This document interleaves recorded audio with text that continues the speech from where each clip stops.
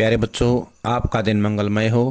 अगर आप नए हैं तो इस चैनल को सब्सक्राइब कर लें। चैनल का नाम है BBC चैनल।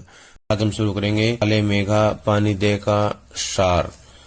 सभी इसको ध्यान से सुनेंगे।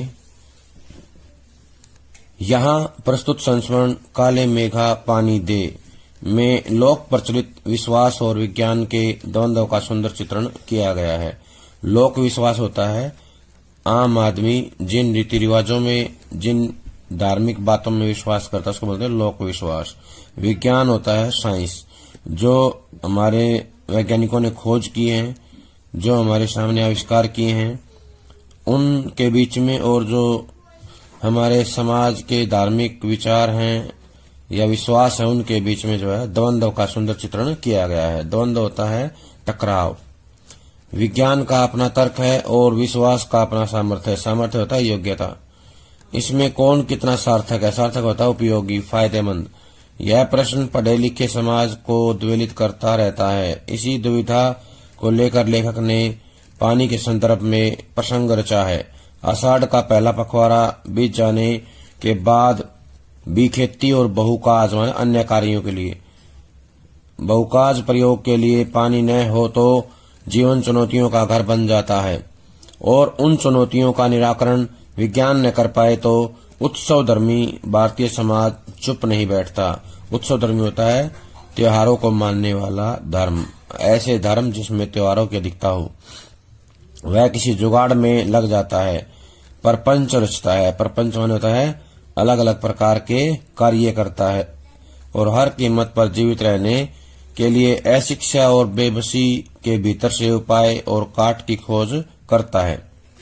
लेखक ने अपने किशोर जीवन के इस संस्मरण में दिखलाया है कि अनावृष्टि दूर करने, अनावृष्टि होता है वर्षा का न होना, अनावृष्टि दूर करने के लिए गांव के बच्चों की इंद्रसेना द्वार द्वार पानी मांगते चलती है, और लेखक का तर्कशील किशोर मन भीषण सूखे में उसे पानी की निर्मम बर्बादी के रूप में देखता है। इसे किशोर मन का वितर्क नहीं, वैज्ञानिक तर्क ही कहना चाहिए। और विज्ञान विषय की इतने दीर्घ काल होता है, लंबे समय तक पढ़ाई और विज्ञानोपलब्ध आविष्कारों से अपने जीवन को भौतिक सुख सुविधाओं से भरते रहने के बावजूद इस देश के जनमानस में ऐसी वैज्ञानिक दृष्टि का न जन्म पाना अफसोसनाक ही कहा जा सकता है। पर जनता के सामूहिक चित्त में बैठे विश्वासों का क्या करें, जिनसे संचालित होता है चलायमान, संचालित होने वाले कुछ लौकिक कर्मकांड होता है सांसारिक काम। संस्कृति, मजहब और लिंग के आधार पर किसी समुदाय के लिए अपमानजनक हो तब तो उन्हें अंधविश्वास कहकर उनका शीघ्र जल्दी से जल्दी निराकरण ही एकमात्र उपाय है। निराकरण होता है उनका उपाय करना, इलाज करना।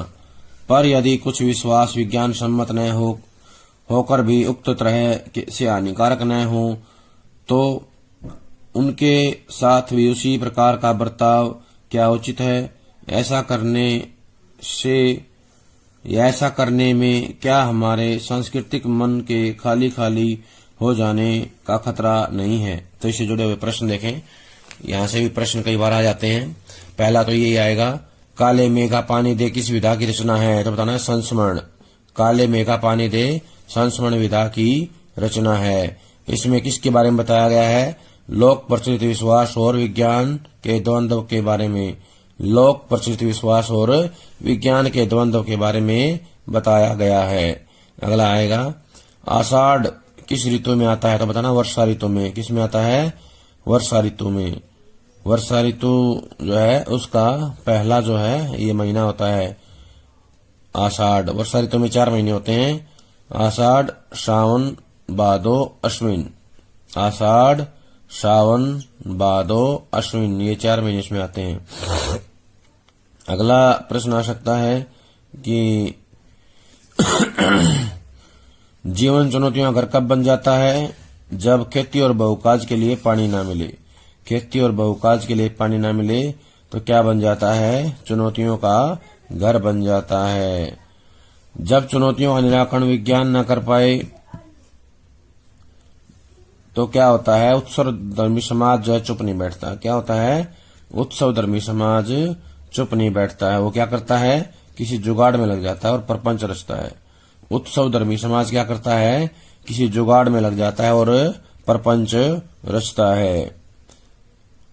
लेखक का किशोर मन क्या करता है, वो ये करता है कि अनावृष्टि दूर करने के लिए बच्चों पर पानी फेंका जाता है, उसको क्या मानता है, पानी की बर्बादी। क्या मानता है, पानी की बर्बादी मानता है। क्या मानता है, लेखक का किशोर मन जो है पानी की बर्बादी किसको मानता है, पानी की बर्बादी इंद्रसेना पर फेंके गए पानी को मानता है, क्योंकि वो बर्बाद कर रहे हैं पानी को।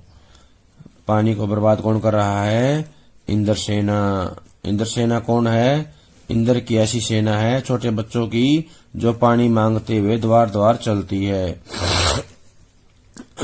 अगला प्रश्न हो सकता है, लंबे समय तक किसने पढ़ाई की थी विज्ञान की, लेखक ने। किसने की थी, लेखक ने की थी।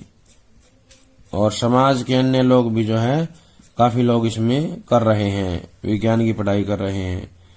हमारे लिए अफसोसनाक क्या है, अफसोसनाक ये है कि भारतीय जनमानस में वैज्ञानिक दृष्टि नहीं पनप पाई है, जन्म ले पाई है।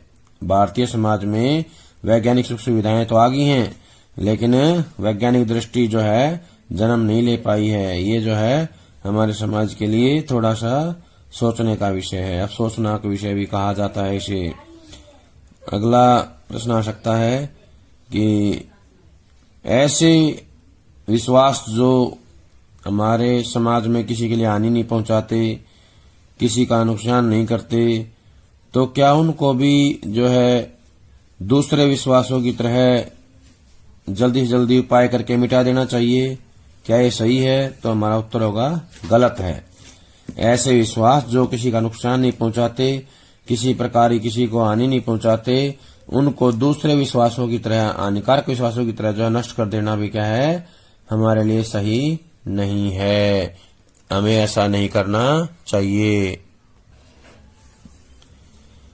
विश्वास की भी तो एक रचनात्मक भूमिका हो सकती है। आपातकाल में निराशा दूर करने या अधीरता यानी बेचैनी को थामने अथवा विभक्त जन चेतना को जोड़ने के अर्थ में अब सवाल रह जाता है कि बारिश के लिए किए जाने वाले उक्त भोले प्रयत्न किस कोटि के अंतर्गत हैं। लेखक ने कोई निर्णय नहीं दिया है, पर एक बात स्पष्ट होती है कि जीजी की संतुष्टि और अपने प्रति उनका सद्भाव बचाए रखने के लिए वह उन तमाम रीति रिवाजों को ऊपरी तौर पर ही सही अपनाने को बचपन में बाध्य बना रहता था। क्या इससे संकेत लिया जा सकता है विज्ञान का सत्य बड़ा है या सहज प्रेम का रस, या दोनों? तो यहाँ से भी एक आध प्रश्न आ सकता है, तो हमें उसको ध्यान रखना है। पहला तो यही आएगा कि जो निराशा दूर करनी है, आपातकाल में निराशा दूर करने या अधीरता को थामने या विभक्त चेतना को जोड़ने के अर्थ में हम जो है क्या कर सकते हैं, तो याद रखना है विश्वास की अहम भूमिका को लेकर के, यानी कि विश्वास की एक ऐसी भूमिका होती है, अहम भूमिका होती है जो ये सब कार्य करती है। जैसे आपातकाल में निराशा दूर करना, अधीरता को थामना, विभक्त जनचेतना को जोड़ना, ये सब काम कौन करता है? विश्वास। विश्वास की आधारशिला पे ये चीजें संभव हो पाती हैं। अगला प्रश्न ये आ सकता है कि जो बारिश के लिए किए जाते हैं भोले प्रयत्न, वो किस कोटि में आते हैं? तो बताना है वो विश्वास की कोटि में आते हैं, लोक विश्वास या लोक प्रति विश्वास की कोटि में आते हैं, और उनके साथ हमें वैसा ही व्यवहार नहीं करना चाहिए जैसा हम अंधविश्वासों के प्रति करते हैं। अगला प्रश्न है कि तमाम रीति रिवाजों की खान कौन थी? बताना है लेखक की बहन। कौन थी? लेखक की बहन या जीजी। जीजी जो है तमाम रीति रिवाजों की खान थी। लेखक उनको मानता था, क्यों? क्योंकि उसकी बहन का विश्वास था कि के द्वारा किए गए धार्मिक कार्यों का या विश्वासों का पुण्य जो है उसके भाई को मिले, इसलिए लेखक जो है बाध्य बना रहता था। लेखक क्यों बाध्य बना रहता था? उसकी बहन का विश्वास था, इसलिए वो इन कामों को करता था। अब हम करेंगे धर्मवीर भारती के जीवन परिचय के बारे में। इनका जन्म सन 1926 में इलाहाबाद उत्तर प्रदेश में हुआ। रचनाएं हैं कनुप्रिया, 7 गीत वर्ष, ठंडा लोहा, ये काव्य संग्रह है। बंद गली का आखिरी मकान कहानी संग्रह है। सूरज का 7वां घोड़ा गुनाहों का देवता उपन्यास है। अंधा युग गीति नाट्य है। पश्यंती कहनी एन कहनी मानव मूल्य और साहित्य, ठेले पर हिमालय निबंध संग्रह है। प्रमुख सम्मान पद्मश्री, व्यास सम्मान एवं साहित्य कई अन्य राष्ट्रीय पुरस्कार भी इनको मिले हैं। सन 1997 में इनका निधन हो गया। सन 1997 में निधन हुआ। यहाँ से जो प्रश्न आएंगे उनको सभी सुनेंगे। पहला प्रश्न ये आएगा, धर्मवीर भारती का जन्म कब हुआ? 1926 में। सन 1926 में धर्मवीर भारती का जन्म हुआ। कहाँ हुआ? इलाहाबाद में। किस प्रदेश में हुआ? उत्तर प्रदेश में। रचनाएं पूछ लेगा। कनुप्रिया किस विधा की रचना है? बताना है कविता संग्रह। कनुप्रिया किस विधा की है? कविता संग्रह। अंधा युग कैसी रचना है? गीति नाट्य। कैसी रचना है? अंधा युग गीति नाट्य है। सूरज का 7वां घोड़ा कैसी रचना है? उपन्यास। कैसी रचना है? उपन्यास। गुनाहों का देवता कैसी है? उपन्यास विधा की रचना है। कैसी है? उपन्यास विधा की रचना है। निधन कब हुआ? तो बताना 1997 में। निधन कब हुआ? 1997 में।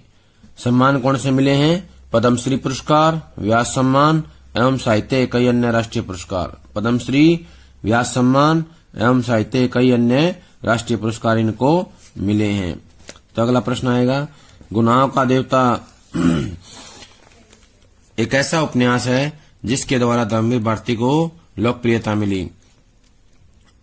प्रश्न ये भी आ सकता है कि धर्मवीर भारती लोकप्रिय किस रचना से हुए? गुनाहों का देवता। किस रचना से हुए? गुनाहों का देवता रचना से हुए जो है लोकप्रिय हुए। अगला प्रश्न आएगा, गुनाहों का देवता कैसी रचना है? एक सरस और भावप्रवण प्रेम कथा है। कैसी है? सरस और भावप्रवण प्रेम कथा है। सूरज का 7वां घोड़ा कैसी रचना है? तो बताना है इस रचना पर हिंदी में फिल्म बन चुकी है। कैसी रचना है? सूरज का 7वां घोड़ा एक ऐसी रचना है जिस पर हिंदी में फिल्म बन चुकी है। क्या बन चुकी है? हिंदी में फिल्म बन चुकी है। अंधा युग उनका एक गीति नाट्य है। क्या है? अंधा युग एक गीति नाट्य है। श्रेष्ठ गीति नाट्यों में आता है। और इसके अंदर क्या बताया गया है? इसमें जो है स्वतंत्रता के बाद गिरते हुए जीवन मूल्य, अनास्था, मोह भंग, विश्व युद्धों से उपजा हुआ डर और अमानवीयता की अभिव्यक्ति जो अंधा युग में हुई है। क्या हुई है?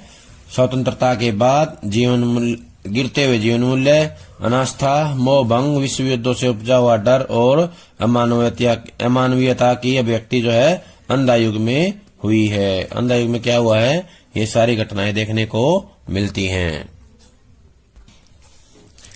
एक लंबे समय तक हिंदी की साप्ताहिक पत्रिका धर्मयुग जो फिलहाल बंद हो गई है उसके संपादक भी रहे हैं।